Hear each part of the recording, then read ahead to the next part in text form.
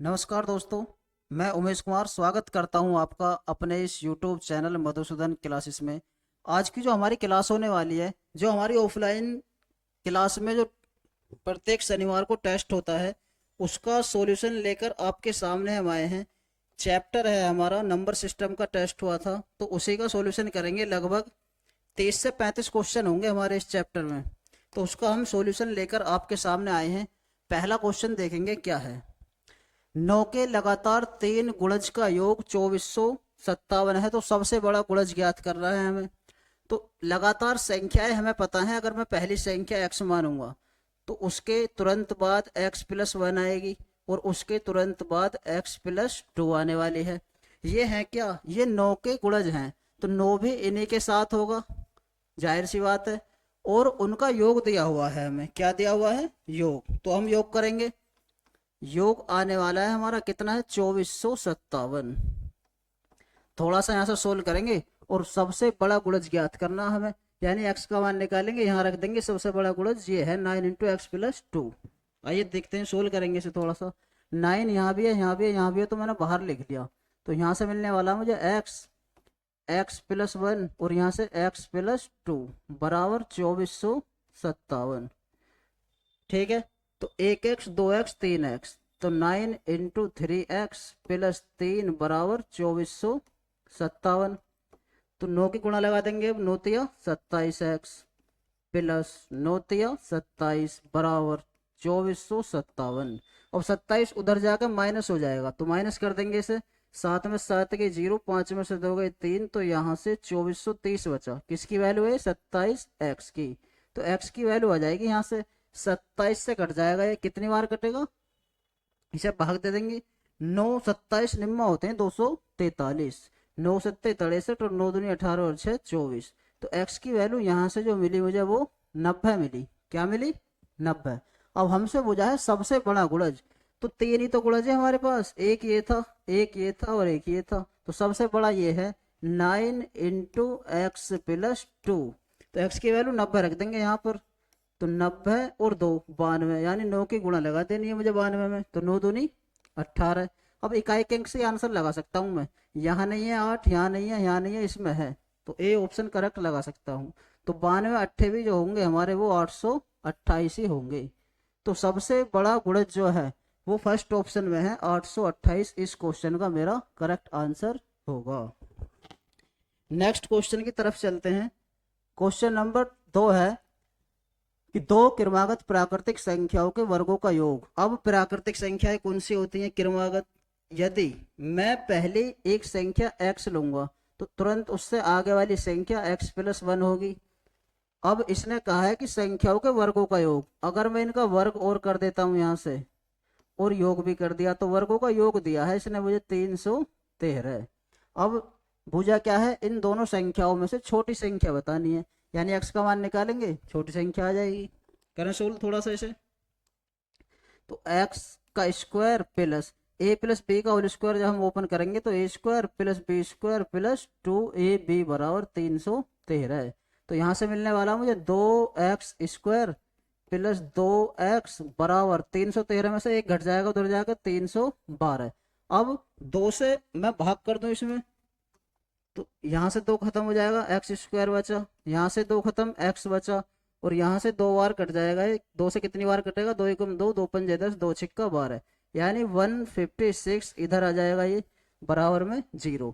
अब द्विघात समीकरण बन के यहाँ से मैं x का मान निकाल लूंगा, यानी 156 के ऐसे फैक्टर करने हैं मुझे। कैसे? गुणा करके 156 आ जाए और माइनस करके 1 आ जाए। मुझे पता है 13 की गुणा में जैसे ही 12 में लगाऊंगा, 13 दूनी 26, 3 बचा, 13 2 बचा, 13 कम 13 और 2 15। तो यहाँ से 13 और 12 आने वाले हैं, यानी x की वैल्यू जो होगी वो 13 और 12 होगी। हमसे पूछा है सबसे छोटी संख्या, तो 13 और 12 में सबसे छोटी जो है वो 12 है। तो मैं कह सकता हूँ यहाँ से कि इस क्वेश्चन का जो आंसर होगा मेरा फर्स्ट ऑप्शन करेक्ट होगा। चलते हैं नेक्स्ट क्वेश्चन की तरफ। क्वेश्चन नंबर 3 है कि 6 के दो क्रमागत गुणज का योग। तो अभी देखा था हमने कि क्रमागत कैसे निकलेगी संख्या। अगर पहली x है तो दूसरी होगी x प्लस 1। और क्या है ये कहा है इसने शुरू में कि 6 के क्रमागत गुणज है, यानी 6 और लिखना है इसके साथ मुझे। और इनका योग दिया हुआ है, तो योग कर देंगे हम, कितना योग है 66। अब यहाँ से x की वैल्यू निकालेंगे हम, ठीक है।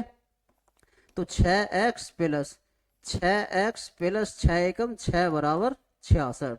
तो 6 और 6 12x बराबर 66 में से 6 घट जाएंगे उधर जाके, तो 60 बचेगा। यानी x की वैल्यू आई यहाँ से 5। 12 से कट जाएगा हमारा 60 कितनी बार, 5 बार। तो x की वैल्यू 5 आ गई। हमसे पूछा है छोटा गुणज, तो इन दोनों में सबसे छोटा गुणज 6 इंटू एक्स प्लस 1 में और 6x में कौन सा है, 6x है। यानी मुझे 6x की वैल्यू बतानी है। 6 इंटू एक्स का मान कितना, 5, तो 6 पंजे 30। तो यहाँ से सबसे छोटा गुणज जो मिलेगा वो मुझे बी ऑप्शन में दिखाई दे रहा है। तो इस क्वेश्चन का जो आंसर होगा वो मेरा बी ऑप्शन करेक्ट होगा। नेक्स्ट क्वेश्चन की तरफ चलते हैं। क्वेश्चन नंबर 4 है x प्लस वाई बराबर 18। यानी दो संख्याएं हैं, x और y का जो योग है वो 18 है, ठीक है। x और y का गुणनफल, यानी x और y का जो गुणनफल है वो 77 है। तो निम्न में से कौन सा युग्म x और y का मान हो सकता है। इस तरह के क्वेश्चन जब भी आपको एग्जाम में देखने को मिले तो ऑप्शन का सहारा लेना हमें। कैसे, आइए देखते हैं। देखो x प्लस वाई 18 है। देखो यहाँ में 12 और 6 18 है, 9 और 9 18 है, ठीक है। 11 और 7 18 है, 10 और 8 18 है। पहली कंडीशन को तो चारों ऑप्शन ही फॉलो कर रहे हैं। अब मैं दूसरी ओर देखूंगा कि x गुणा वाई जो है वो 77 है। देखना यहाँ 12 की गुणा जब 6 में लगाऊंगा तो 72 मिल रहा है, तो ये तो होगा नहीं। 9 की गुणा जब 9 में लगाऊंगा तो 81 मिल रहा है, ये भी नहीं होगा। और 10 की गुणा जब 8 में लगाऊंगा तो 80 मिल रहा है, ये भी नहीं होगा। मुझे चाहिए 77। जैसे ही 11 गुणा 7 में लगाऊंगा मैं तो 11 सत्ते 77। यानी इस ऑप्शन से मुझे मिलने वाला है। तो इस क्वेश्चन का जो आंसर होगा वो बी ऑप्शन करेक्ट होगा।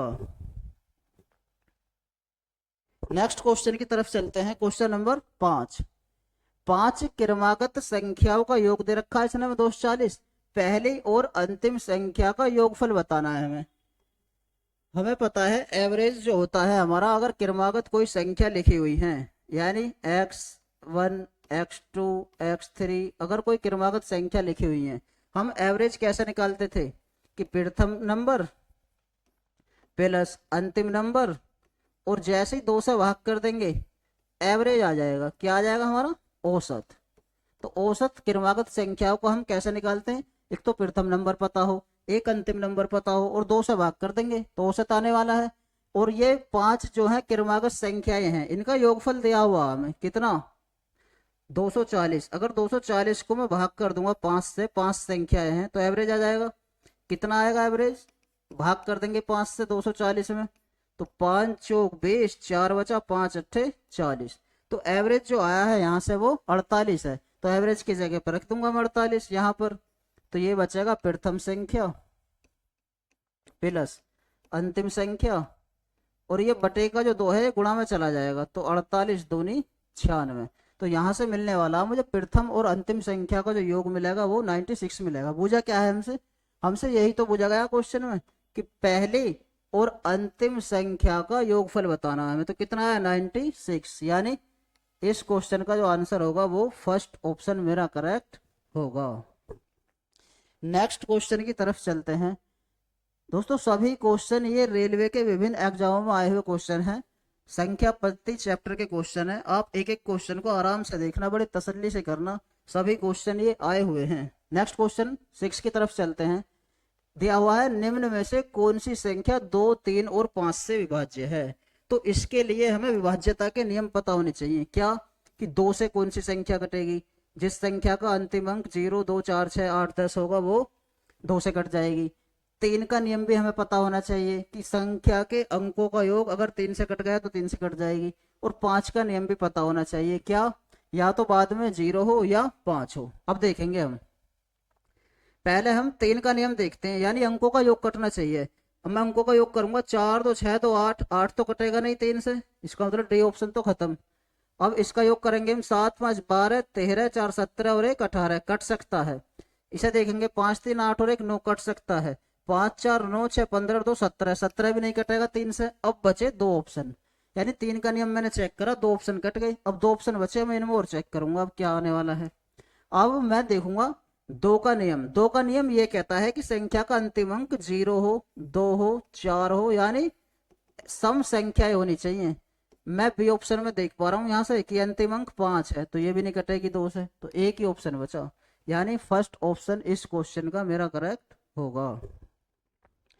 नेक्स्ट क्वेश्चन की तरफ चलते हैं। क्वेश्चन नंबर 7 है, यदि संख्या, क्या है संख्या हम लिख लेते हैं इसे, 7 2 5 1 4 3 6 8 के प्रत्येक अंक को 9 में से घटा दिया जाए। यानी ये जो प्रत्येक अंक लिखे हुए हैं इसे किस में से घटाना है, 9 में से। 7 2 5 1 4 3 6 8 को घटाओ 9 में से, तो 9 में से 7 गया 2 बचेगा, 9 में से 2 गए 7 बचेगा, 9 में से 5 गए 4, 9 में से 1 जाएगा 8, 9 में से 4 जाएगा 5, 9 में से 3 गया तो 6, 9 में से 6 गए 3 और 9 में से 8 गया 1, तो ये बचे। अब पूछा क्या है इसने, तो बनने वाली नई संख्या में कितने सम अंक होंगे। यानी अब जो संख्या हमारे पास बनी है उसमें मैं सम अंक देख लूंगा, वही हमारा आंसर होने वाला है। आइए देखते हैं। सम नंबर होते हैं भैया जो 2 से कटेंगे, 1 2 3 4, तो यहां से मुझे नई संख्या में जो देखने को मिल रहे हैं सम अंक वो 4 हैं, यानी इस क्वेश्चन का जो आंसर होगा वो डी ऑप्शन मेरा करेक्ट होगा। नेक्स्ट क्वेश्चन की तरफ चलते हैं। क्वेश्चन नंबर 8 है कि दो संख्याओं का योगफल 9 है। दो संख्याएं हैं मेरे पास, कोई x और y मान ली मैंने, इनका योग जो दिया हुआ है वो 9 है और इनके वर्गों का योगफल 41 है। यानी इनके वर्ग करूंगा मैं फिर योग कर दूंगा, वो कितना है 41। तो संख्याएं ज्ञात करनी है। संख्याएं इस तरह के क्वेश्चन भी हम ऑप्शन का सहारा ले सकते हैं। ठीक है, कैसे, जैसे मेरे पास बी ऑप्शन है तो 8 और 1 9, 7 2 9 6 3 9, 9 तो सभी का बैठ रहा है यहाँ से ऑप्शन से। अब मैं स्क्वायर करके और देखूंगा, जैसे 8 का स्क्वायर करूंगा 64 और 64 में कुछ अभी जुड़ना भी है लेकिन मुझे चाहिए 41, तो ये तो गलत हो जाएगा।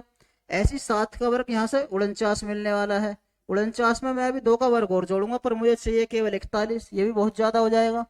अब मैं इन्हें चेक करूंगा, 6 का वर्ग कितना होगा यहाँ से 36 और 3 का वर्ग 9, और 36 और 9 होंगे यहाँ से कितने 45, लेकिन 45 थोड़ी चाहिए हमें चाहिए 41, तो ये भी गलत हो जाएगा। इसका मतलब एक ही ऑप्शन बचा, तो इसे ही हम आंसर लगा देंगे। चेक करेंगे पर 5 का वर्ग 25 और 4 का वर्ग 16, और 25 और 16 41 ही होते हैं और 41 ही हमें चाहिए, तो इसका मतलब इस क्वेश्चन का जो आंसर होगा वो फर्स्ट ऑप्शन करेक्ट होगा।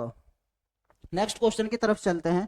क्वेश्चन नंबर 9 है, क्या है, यदि कोई संख्या 4 से विभाज्य है तो उसके बारे में निम्नलिखित में से कौन सा कथन सत्य होगा। देखिए पहले मैं आपको 4 से विभाज्यता का नियम बता देता हूं कि 4 से विभाज्य वो संख्या होगी जिस भी संख्या के अंतिम 2 अंक 4 से कट जाएंगे। क्या, संख्या के अंतिम 2 अंक, संख्या के अंतिम 2 अंक 4 से कटने चाहिए, वो संख्या कट जाएगी हमारी। अब मैं देखूंगा ऑप्शन क्या है। देखो ये ऑप्शन नजर आ रहा है मुझे, संख्या के अंकों का योग 4 से विभाज्य होगा, नहीं। पहला ऑप्शन, संख्या में इकाई के स्थान पर 0 होगा, जरूरी नहीं है 0 होगा 4 से कटेगी। संख्या 2 और 6 से विभाज्य होगी, नहीं। इसके अंतिम 2 अंकों से बनी संख्या 4 से विभाज्य, बिल्कुल ठीक बात है। यानी अंतिम 2 अंक जो है वो 4 से कटने चाहिए और मेरी संख्या 4 से विभाजित हो जाएगी। क्वेश्चन नंबर 10 है, निम्नलिखित में से कौन से कथन सत्य हैं। देखते हैं क्वेश्चन क्या है। ऑप्शन देखेंगे क्या है, एक अभाज्य संख्या है, नहीं। प्रथम अभाज्य संख्या जो है वो 2 है, ठीक है, तो ये तो होगा नहीं। संख्या 2 को छोड़कर सभी अभाज्य संख्याएं विषम है। देखिए अभाज्य संख्या ये होती हैं 2 3 5 7 11, ये अभाज्य संख्याएं हैं। इसने कहा अगर 2 को छोड़ दिया जाए, यहाँ से क्या कर दिया जाए, इस 2 को हटा दिया जाए तो जो संख्याएं बची सभी विषम होंगी, और इसने कहा भी यही है कि विषम है, तो इसका मतलब बी ऑप्शन जो है वो मेरा करेक्ट होगा। नेक्स्ट क्वेश्चन की तरफ चलते हैं। क्वेश्चन नंबर 11, 11 क्वेश्चन है कि दशमलव भिन्न वाले भाग में भाजक।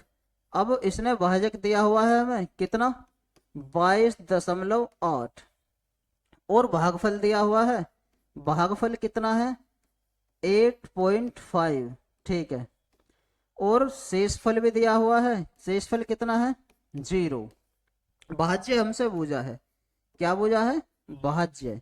अब आपको पता होना चाहिए कि भाज्य क्या होता है, इनमें एक रिलेशन है उसे आप याद रखेंगे कि भाज्य बराबर भाजक गुणा भागफल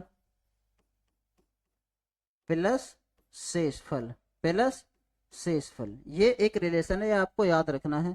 अब भाज्य ही हमसे बोझा है, यानी भाजक मेरे पास है कितना 22.8 गुणा भागफल कितना 8.5 प्लस शेषफल तो 0 है ही, तो मैं 22.8 की गुणा लगा दूंगा 8.5 में, 22.8 की 8.5 में गुणा लगा देंगे, आंसर आने वाला है।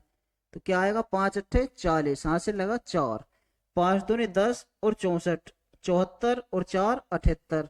अब मैं काय के अंक से देख सकता हूँ, देखो 0 के बाद 8 है, 8 ना तो इस ऑप्शन में है ना इसमें है ना इसमें है, एक ही ऑप्शन बचा, यानी बी ऑप्शन में करेक्ट लगा सकता हूँ बिना गुणा भाग करे। ठीक है, अब नेक्स्ट क्वेश्चन की तरफ चलते हैं। क्वेश्चन नंबर 12 है, 100 और 200 के बीच उन सभी संख्याओं का योग ज्ञात कीजिए जो 12 से विभाज्य हैं। 100 और 200 के बीच की संख्याएं पहले मुझे देखनी है। 100 और 200 के बीच की कुछ संख्याएं हैं, और कैसी हैं वो संख्याएं, जो 12 से कटेंगी। तो 12 का जब मैंने पहाड़ा पढ़ा तो 12 छिंग 72, 12 सत्ते 84, 12 अट्ठे 96, 12 निम्मा 108, यानी नेक्स्ट नंबर जो है 100 से आगे जो 12 से कटेगा वो 108 है, और 8 ही माइनस कर दूंगा मैं इसमें से, तो जो लास्ट नंबर मिलने वाला वो मुझे 192 है जो 12 से कटेगा। ठीक है, अब उन संख्याओं का योग ज्ञात करना मुझे, तो पहले तो मुझे वो संख्याएं चाहिए कि ये संख्याएं हैं कितनी। जब संख्याएं पता चल जाएगी मुझे, लगातार संख्याएं हैं, तो हमें योग का फॉर्मूला पता है, क्या होता कि n/2 a प्लस एल। ए क्या है प्रथम पद, एल क्या है अंतिम पद, तो अंतिम तो ये रहा 192, प्रथम ये रहा 108, बस ये और पता चल जाए मुझे कैसे ही। ठीक है, अब नंबर मुझे यहाँ से मिल जाएंगे, करो कैसे कि अंतिम में से प्रथम माइनस कर दूंगा, और जिससे डिविजिबल है उससे भाग कर देंगे +1 से, तो 12 में से 8 के 4, 8 में से 0 गए 8, यानी 12 से जब भाग करूंगा मैं 84 में तो 7 बार, और 7 और 1 8, तो यहाँ से n की वैल्यू मिल जाएगी मुझे। जो नंबर है 100 से 200 के बीच में जो नंबर है वो 8 नंबर है जो 12 से कटेंगे, तो n का मान 8 रख देंगे यहाँ पे, 8/2। a कितना है 108, l कितना है अंतिम पद 192, तो 192 और 108 ये कितने हो गए 92, 800, 300 हो गए, यानी 2 से कट जाएगा ये कितनी बार 4 बार, और 300 गुणा 4 में लगाएंगे तो 1200, यहाँ से मेरा आंसर होगा। इसका मतलब डी ऑप्शन इस क्वेश्चन का मेरा करेक्ट होने वाला है। ठीक है, नेक्स्ट क्वेश्चन की तरफ चलते हैं। क्वेश्चन नंबर है 13। क्या है क्वेश्चन नंबर 13 कि 3 से 60 तक कितनी संख्याएं विषम संख्याएं हैं जो 5 से पूर्णतः विभाजित हैं। यानी 3 से 60 के बीच में संख्याएं देखनी है मुझे, कहां तक देखनी है 3 से 60 के बीच में संख्याएं देखनी है। कैसी संख्या है जो 5 से विभाजित हो, तो 3 के बाद अगला नंबर जो 5 से विभाजित होगा वो पहली संख्या 5 है, और अंतिम संख्या जो होगी वो 55 होगी। ठीक, और ये देखनी है साथ के साथ विषम संख्याएं देखनी है। कैसी संख्याएं देखनी है विषम। अब पहले मैं इन संख्याओं को ही देखता हूँ ये संख्या है कितनी, कैसे देखेंगे अंतिम में से मैं क्या करने वाला हूँ प्रथम घटाऊंगा, और जिससे डिविजिबल है उससे भाग करूंगा +1 कर दूंगा, मुझे संख्याएं पता चल जाएंगी कितनी है। ठीक है, तो 55 में से 5 के 50 को जब 5 से भाग करूंगा तो 10 आएगा, और 10 और 1 11, यानी यहाँ से लेके यहाँ तक जो संख्याएं हैं जो 5 से घटेंगी वो मेरी कितनी संख्याएं हैं 11। अब 11 में सम भी आ गई और विषम भी आ गई, इसने कहा हमसे केवल विषम चाहिए, तो मैं सम संख्या निकाल दूंगा इसमें से। सम कौन सी आने वाली है, जैसे पहली सम 10 है, फिर 20 हो जाएगी, फिर 30 हो जाएगी, फिर 40 हो जाएगी, फिर 50 हो जाएगी, तो यहाँ से ये सम संख्याएं हैं जो इसके बीच में आने वाली हैं, इन्हें निकाल देंगे हम 1 2 3 4 5, तो 11 में से जैसे ही 5 में निकाल दूंगा कितनी संख्या बचेंगी 6। तो इस क्वेश्चन का जो आंसर होगा वो डी ऑप्शन करेक्ट होगा। नेक्स्ट क्वेश्चन की तरफ चलते हैं। क्वेश्चन नंबर 14 है, क्या है कि 3√5 प्लस अंडर में 125 लिख लेते हैं यहाँ पर, 3√5 प्लस अंडर में 125 अपॉन √80 प्लस 6√5। तो पहले से थोड़ा सा सोल्व करेंगे जो करनी में लिखी हुई है, अंडर में जो लिखी हुई है ना सोल्व करेंगे। जो पहले 3√5 लिखा हुआ है ये 125 लिखा हुआ है अंडर में, पहले से सोल्व करेंगे, यानी जोड़े बनाकर जो संख्या बाहर आएंगी उसे बाहर ले आएंगे। तो 125 के जब मैंने फैक्टर करे 5 पंजे 25 पंजे 125, तो 5 का जोड़ा बन जाएगा यहाँ से, तो मैं इसे इस तरीके से लिख सकता हूँ 5√5। ठीक, अब इस तरीके से 80 के फैक्टर कर सकता हूं मैं। कैसे? 80 के फैक्टर होंगे 4 चौक 16 पंजे 80, तो 4 का जोड़ा यहाँ से बना, यानी 4 अंडर रूट 5 लिख सकता हूँ मैं अंडर रूट 80 को। ठीक, और 6 अंडर रूट 5 ये है ही। सारी संख्याएं इस फॉर्म में लिख ली हमने, जो करने में इसमें लिखा हुआ अंडर रूट में सब एक जैसा हो गया रूट 5। तो 5 रूट 5 और 3 रूट 5 ये हुआ 8 रूट 5, 6 रूट 5 और 4 रूट 5 ये हुआ 10 रूट 5। अब मैं यहां से कह सकता हूं कि क्या कह सकते हैं हम कि रूट 5 से रूट 5 कैंसिल हो जाएगा, तो क्या बचेगा 8/10, या मैं कह सकता हूँ 4/5। और ये एक ऐसी संख्या है जिसे मैं पी अपॉन क्यू के रूप में लिख सकता हूँ। और जिन्हें हम पी अपॉन क्यू के रूप में लिख सकते हैं वो कौन सी संख्याएं होती थी? परिमेय संख्याएं, यानी रेशनल नंबर। तो कौन से ऑप्शन में है? बी ऑप्शन इस क्वेश्चन का मेरा करेक्ट होने वाला है। एक परिमेय संख्या है। कैसी है? एक परिमेय संख्या है, यानी बी ऑप्शन इस क्वेश्चन का मेरा करेक्ट होगा। नेक्स्ट क्वेश्चन की तरफ चलते हैं। 15 क्वेश्चन है कि निम्न कथनों में से कौन से गलत हैं। तो गलत कथन हमें ढूंढना है, इसमें कौन सा है पढ़ेंगे अब। कोई सबसे बड़ी प्राकृतिक संख्या नहीं है, हो सकती है। एक सबसे छोटी प्राकृतिक संख्या है, एक सबसे छोटी, हाँ बिल्कुल सही बात है। शून्य सहित सभी प्राकृतिक संख्याएं पूर्णांक कहलाती हैं। देखो भाई, सभी प्राकृतिक संख्याएं ये होती हैं एक से लेके जो गिनने के काम आती हैं वो प्राकृतिक संख्याएं हैं। और ये कह रहा अगर शून्य और ऐड कर दो इसमें तो सभी पूर्णांक कहलाएंगी? नहीं, पूर्णांक नहीं कहलाएंगी, ये कहलाएंगी पूर्ण संख्याएं। ये होती हैं पूर्ण संख्याएं, यानी होल नंबर। तो ये ही गलत है, यानी इस क्वेश्चन का जो आंसर होगा वो मेरा सी ऑप्शन करेक्ट होगा। क्वेश्चन नंबर 16 की तरफ चलते हैं। क्या है? 5,1,6,3,7,2 में 6 के स्थानीय मान और जातीय मान यानी फेस वैल्यू और प्लेस वैल्यू का अंतर बताना हमें। तो सबसे पहले मैं स्थानीय मान देखूंगा 6 का। 6 लिखेंगे पहले, कितने अंक इसके बाद 1 2 3, यानी 3 ही 0 लगा देंगे। और जातीय मान हमेशा जिस भी संख्या का पूछा जाए वो ही होता है, यानी फेस वैल्यू हमेशा उसकी वो ही होगी। तो अंतर पूछा है तो अंतर कर देंगे, 6 घटा देंगे इसमें से। तो 6000 में से जब मैं 6 घटाऊंगा तो क्या आने वाला है? 5994, यानी इस क्वेश्चन का जो आंसर होगा मेरा वो फर्स्ट ऑप्शन करेक्ट होगा। ठीक है, नेक्स्ट क्वेश्चन की तरफ चलते हैं। 17 क्वेश्चन है कि दो संख्याओं का योग दिया हुआ है इसने में 30, गुणनफल 50, उनके व्युत्क्रमों का योग। व्युत्क्रम कहते हैं उल्टे को, यानी प्रतिलोम। ठीक है, करेंगे। दो संख्याएं मान ली हमने x और y है, यानी x प्लस y का मान दिया हुआ है 30, x इंटू वाई का मान दिया हुआ है इसने में 50। जब पे इस तरह का क्वेश्चन आएगा एग्जाम में बैठ के आप कैसे करोगे ये बताऊंगा मैं। ठीक है, पहले इसे सोल्व करते हैं इसी की भाषा में। सोल्व करेंगे हम व्युत्क्रमों का योग, यानी संख्याओं को अगर व्युत्क्रम कर दूंगा मैं उल्टा, ये आने वाला है 1/x प्लस 1/y, 1/y। यहां से अगर एलसीएम लूंगा मैं एक्स वाई आ जाएगा एलसीएम, तो y यहाँ पहुंच जाएगा, x यहाँ पर, तो ऊपर होगा x प्लस वाई यानी 30, और नीचे होगा एक्स वाई यानी 50। तो 0 से 0 खत्म, यानी यहाँ से आंसर जो आएगा मेरा वो 3/5 आने वाला है। कौन से ऑप्शन में है? फर्स्ट ऑप्शन इस क्वेश्चन का मेरा करेक्ट होगा। जब भी इस तरह का क्वेश्चन आपके सामने हो, संख्याओं का योग दिया हो और संख्याओं का गुणनफल दिया हो, तो क्या करेंगे?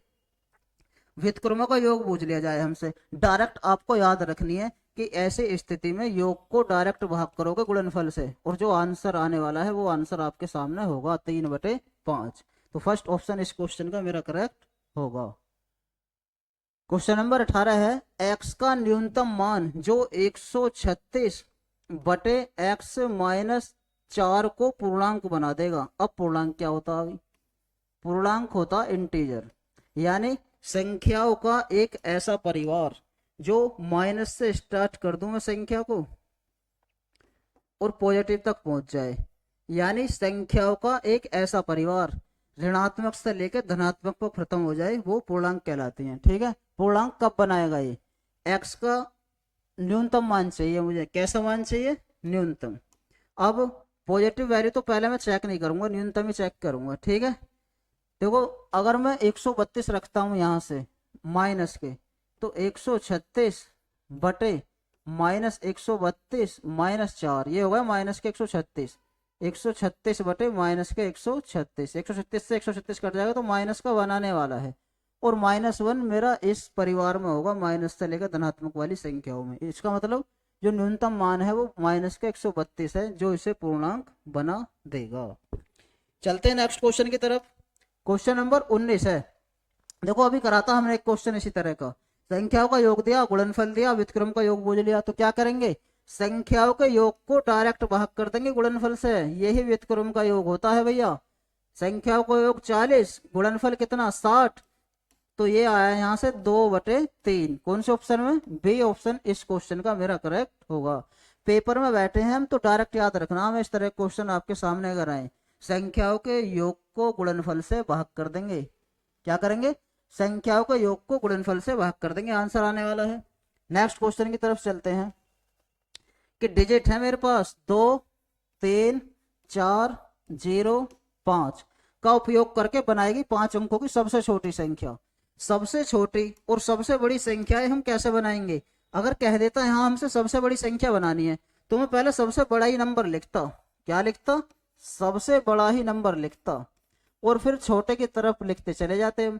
सबसे बड़ा 5, फिर उससे छोटा 3, फिर 2, फिर 0, तो ये होगी सबसे बड़ी। लेकिन अब हमसे पूछा सबसे छोटी, तो बच्चे एग्जाम में बैठने के बाद यहाँ गलती करेंगे। कैसे, कि पहले सबसे छोटी संख्या लिख देंगे 0, और जैसे ही 0 में शुरू में लिख दूंगा तो केवल 4 अंक की संख्या बचेगी, ये 5 की नहीं बचेगी। तो मैं क्या करूंगा, 0 से पहले एक और नंबर लिखूंगा, छोटा है 2, यानी 2 यहाँ लिखूंगा, 0 को उसके बाद लिखेंगे 3 4 5, तो 20,345 जो होगी वो 5 अंकों की इन डिजिट से बनी हुई सबसे छोटी संख्या होगी। ठीक है, नेक्स्ट क्वेश्चन की तरफ चलते हैं। क्वेश्चन नंबर 21 है, क्या है, 6 अंकों की सबसे बड़ी और सबसे छोटी संख्या के बीच अंतर। जब भी सबसे बड़ी संख्याएं बूझी जाए तो इतने ही 9 लिख देने हमें जितने अंक की चाहिए हमें। सबसे बड़ी कितने अंक की, 6 अंकीय संख्या। कैसी, 6 अंकीय संख्या, तो इतने ही 9 लिख दो 6 बार, 1 2 3 4 5 6 लिख गई सबसे बड़ी 6 अंकों की। अब सबसे छोटी संख्या चाहिए मुझे 6 अंकों की, तो पहले 1 लिखेंगे, जितने अंक बचे वहां 0 लिख दो, ये हो गई सबसे छोटी, ये है। इनका अंतर चाहिए भैया मुझे, क्या चाहिए, अंतर। तो अंतर कर देंगे, 9 में से 0 गई 9, 9 9 9 9 8, यानी 8 के बाद 5 9 हैं। कौन से ऑप्शन में है, यहां से मिलने वाले बी ऑप्शन जो होगा इस क्वेश्चन का मेरा करेक्ट होगा। चलते हैं नेक्स्ट क्वेश्चन की तरफ। क्वेश्चन नंबर 22 है, समांतर श्रेणी का 9वां पद ज्ञात करना है। पहला पद दिया हुआ है और सार्वंतर दिया हुआ है। समांतर श्रेणी का 9वां पद, nवें पद का फॉर्मूला हमें पता है। समांतर श्रेणी क्या होता कि a plus n minus 1 into D. याद रखना, अभी तुम्हें क्या याद रखना है, अगर 9वां पद पूछा जाए तो एक कम कर देंगे, a प्लस 8d की वैल्यू बतानी है। 8वां पद पूछा जाए तो a प्लस 7d की वैल्यू बतानी है। 18वां पद पूछा जाए तो a प्लस 17d की वैल्यू बतानी है हमें। ठीक है, अब हमसे पूछा क्या है, कौन सा पूछा हमसे, 9वां पद, यानी a प्लस 8d का मान बताना हमें। a क्या है, प्रथम पद, कहाँ है प्रथम पद, ये रहा 5। 8d, d क्या है, सार्वंतर, 8 चौक 32, यानी 32 और 5 37, कितना 37। आंसर यहां से आने वाला है मेरा, यानी सी ऑप्शन इस क्वेश्चन का मेरा करेक्ट होगा। नेक्स्ट क्वेश्चन की तरफ चलते हैं। क्वेश्चन नंबर 23 है, अंक a और b का मान क्या है। ये इक्वेशन हमारे सामने है, बी ए इंटू B3 बराबर 5 7a। तो इस तरह के क्वेश्चन आप जब भी एग्जाम में बैठने के बाद फेस करो तो क्या करेंगे हम, कुछ नहीं करना, ऑप्शन रखने डायरेक्ट। जैसे पहले ही ऑप्शन लिया मैंने, a का मान 5, b का मान 2, a की जगह 5 और b की जगह 2, ये लिया हमने, b की जगह 2 लिया, 3 है ही पहले से ही।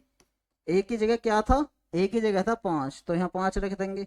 अब इसे देख लेंगे, क्या 25 की गुणा जैसे ही मैं 23 में लगाऊंगा 575 आने वाला है। अगर 575 आएगा तो सही है हमारा आंसर। देखेंगे, 25 थी 75 को 5 हासिल लगे 7, 25 दूनी 50 और 7 57, बिल्कुल सही है।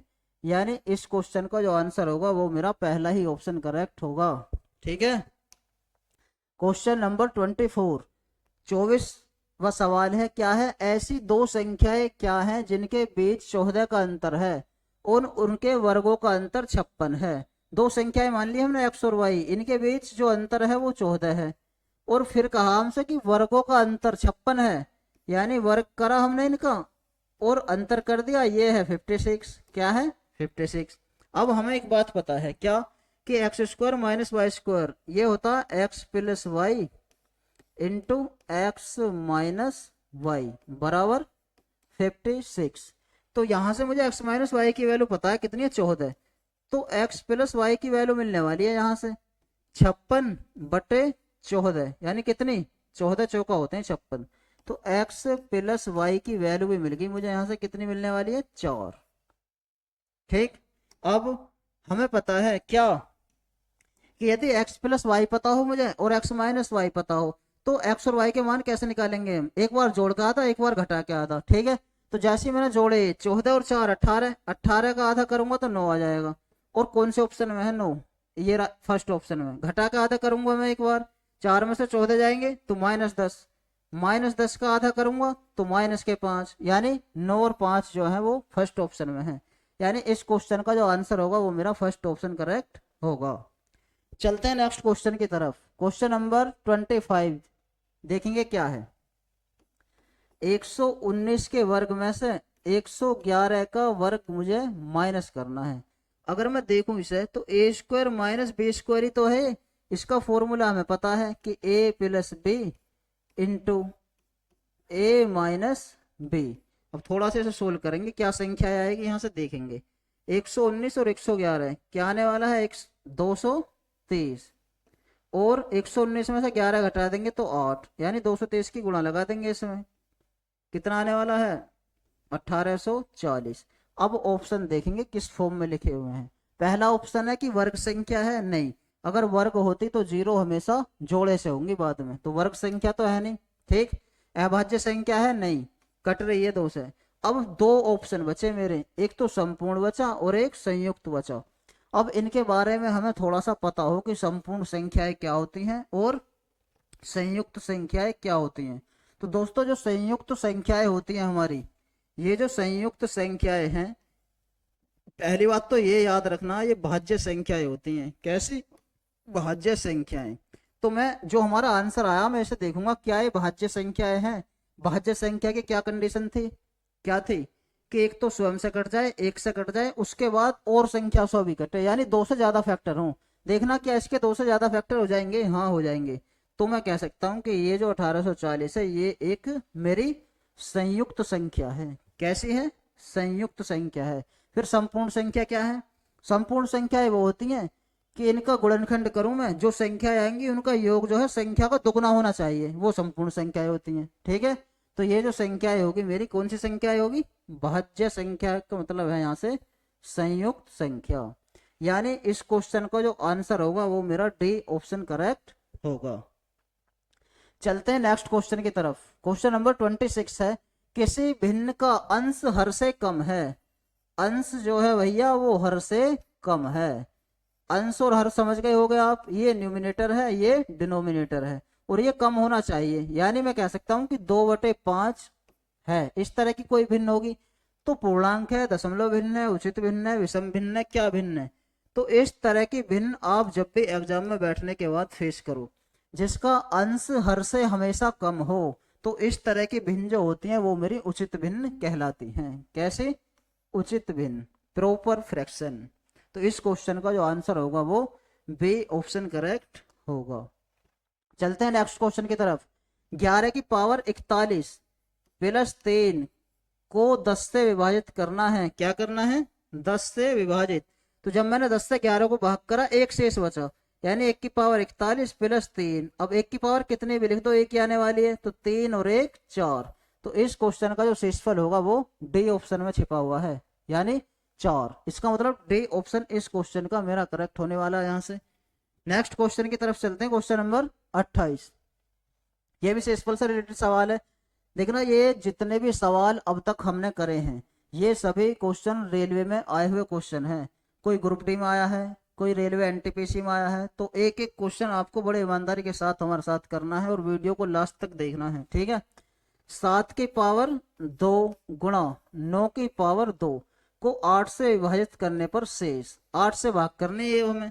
तो पहले 7 को भाग करा मैंने 8 से, -1 बचा, यानी -1 का स्क्वायर। 8 से 9 को भाग करूंगा तो प्लस का 1 बचेगा, प्लस का 1 का स्क्वायर। तो 1 का स्क्वायर 1, 1 का स्क्वायर 1, यानी 1 एकम 1। कौन से ऑप्शन में? डी। इस क्वेश्चन का जो आंसर होगा वो मेरा डी ऑप्शन करेक्ट यहां से होने वाला है। चलते हैं नेक्स्ट क्वेश्चन की तरफ। क्वेश्चन नंबर 29, प्रथम 12 सम संख्याओं का योग। अब प्रथम 12 संख्याएं दी हैं इसने, और ये संख्याएं भी जो हैं वो कैसी संख्याएं हैं? सम संख्याएं हैं। प्रथम सम 12 संख्याएं हैं, यानी पहली 2 होगी, नेक्स्ट 4 होगी, फिर 6 होगी, फिर 8 होगी, तो ऐसी 12वीं संख्या जो आएगी वो 24 होगी। क्या होगी? 24। अब हमें क्या बताना? योग बताना। तो अभी तो बताया था मैंने क्या, कि जब भी लगातार संख्या दी हुई हो, लगातार का मतलब है समांतर श्रेणी में हो, यानी सार्वंतर जिनका समान हो, उनका योग हम कैसे निकालेंगे? ऐसे निकालेंगे योग उनका कि n/2 और a प्लस l। अब ये पता होनी चाहिए हमें संख्याएं हैं कितनी। देखो सवाल क्वेश्चन में दिया हुआ है संख्याएं 12 हैं, यानी n का मान जो है वो कितना है? 12/2। और पहली संख्या क्या है? 2 है। अंतिम संख्या क्या है? 24 है, यानी 24 और 2 26 हो गए, 2 से कट जाएगा 6 बार, तो 26 छिक्का जो होगा वो ही आंसर होगा। 26 की गुणा लगा तो यहाँ से 6 में, तो 6 छिंग 36, 3 6 दूनी 12 और 3 15, यानी 156 इस क्वेश्चन का मेरा सही आंसर होगा, जो फर्स्ट ऑप्शन में छिपा हुआ है। तो यहां से कह सकते हैं हम फर्स्ट ऑप्शन इस क्वेश्चन का मेरा करेक्ट होगा। नेक्स्ट क्वेश्चन की तरफ चलते हैं। क्वेश्चन नंबर 23, वह संख्या चुने, क्या चुने? जो 11 से विभाज्य है। अब 11 से विभाज्य कौन सी संख्या है उसे चुनना हमें। आपको 11 का नियम पता हो विभाज्यता का क्या होता है? क्या होता है देखेंगे। अब हमें पता है 11 का नियम कि सम स्थानों के अंकों का योग विषम स्थानों के अंकों के योग का अंतर या तो 0 हो या 11 का गुणज हो। करेंगे चेक ऑप्शन से ही। पहले ऑप्शन चेक करते हैं हम। 4 और 1 5, 5 और 1 6, 6 आया विषम स्थानों के अंकों का योग। अब सम 6 और 6 12, तो 12 में से जैसे ही मैंने अंतर करा 6 आया, ना तो 0 ना 11 का गुणज, तो ये तो होगा नहीं। ठीक, इसे चेक करेंगे हम। 4 और 1 5, 3 और 1 4, यानी 5 में से 4 गया 1 आया, ये ना तो 0 ना 11 का गुणज, ये भी गलत है। ठीक, इसे चेक करेंगे। 7 3 10, 8 और 1 9, यानी 10 में से 9 घटा दूंगा मैं, 1 बचेगा, ये भी गलत है। अब 1 ही बचा। इसे अब मैं चेक करूं या आंसर लगा दूं? चेक कर लेते हैं पहले। 5 3 8 8 16, 16 मिला यहां से। अब सम स्थान 2 1 3 और 2 5, यानी 16 में से 5 के 11 बचा। हाँ भी 11 का मल्टीपल है ये। इसका मतलब मैं इस क्वेश्चन का जो आंसर लगाने वाला हूं वो सी ऑप्शन करेक्ट लगाऊंगा। ठीक, क्वेश्चन नंबर 31, 5224 को 9 से भाग करना है और शेष। अब 9 की कंडीशन पता हो हमें। 9 से भाग करेंगे तो हम देखते थे कि संख्याओं के अंकों का योग को 9 से भाग कर देंगे। 9 का नियम क्या था? कि संख्याओं के अंकों का योग 9 से कट जाए, तो हम संख्याओं के अंकों का योग ही करेंगे। 5 2 7 2 9 और 4 13, 13 को जैसे ही मैंने 9 से भाग करा, 9 एकम 9, तो क्या बचने वाला है? 4। कौन से ऑप्शन में? फर्स्ट। तो इस क्वेश्चन का जो आंसर होगा वो मेरा फर्स्ट ऑप्शन करेक्ट होगा। चलते हैं नेक्स्ट क्वेश्चन की तरफ। 32, समांतर श्रेणी का औसत ज्ञात कीजिए जिसका पहला पद और अंतिम पद दिया हुआ है। इसने हमें कितना? 45। अब इसने पहली ही लाइन में सारी कहानी खत्म कर दी। कैसे? समांतर श्रेणी कहकर। समांतर श्रेणी क्या? कि जिसका सार्वंतर समान हो। अब पहला पद दिया हुआ उसने हमें कितना? 33। अंतिम पद दिया हुआ है कितना? 45। एवरेज बताना है।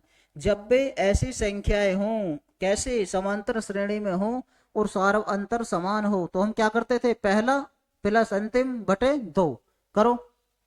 पहला क्या है? 33, अंतिम क्या है? 45 बटे 2, क्या आने वाला है? औसत।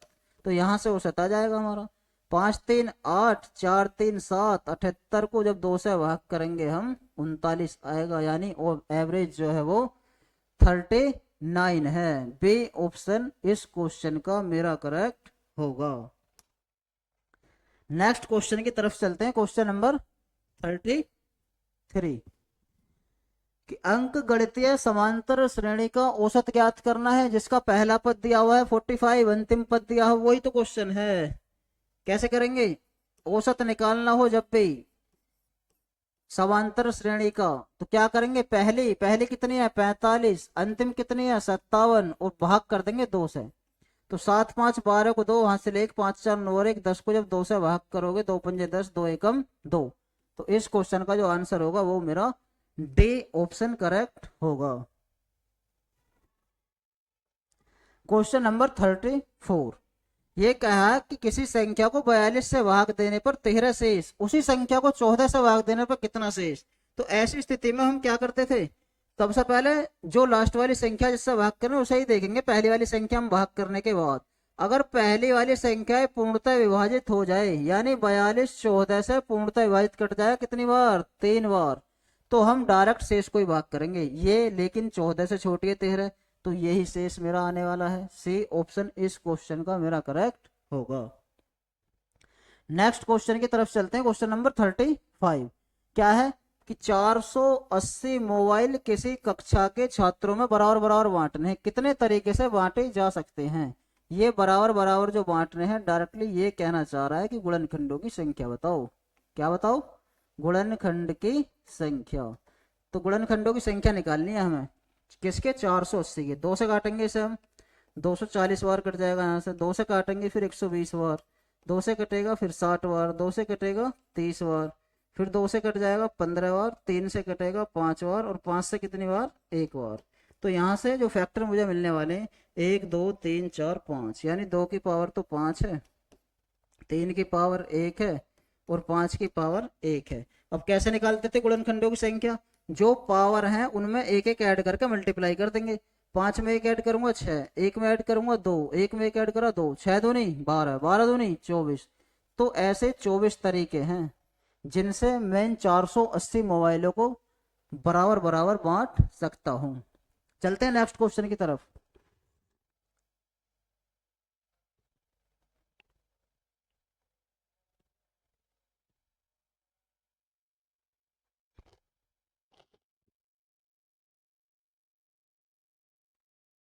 दोस्तों इस वीडियो में हमारे ये 35 क्वेश्चन थे। तो दोस्तों कैसी लगी आज की हमारी ये वीडियो, आप कमेंट के माध्यम से जरूर बताएं, और हमारे इस YouTube चैनल को ज़्यादा से ज़्यादा लाइक करें, शेयर करें।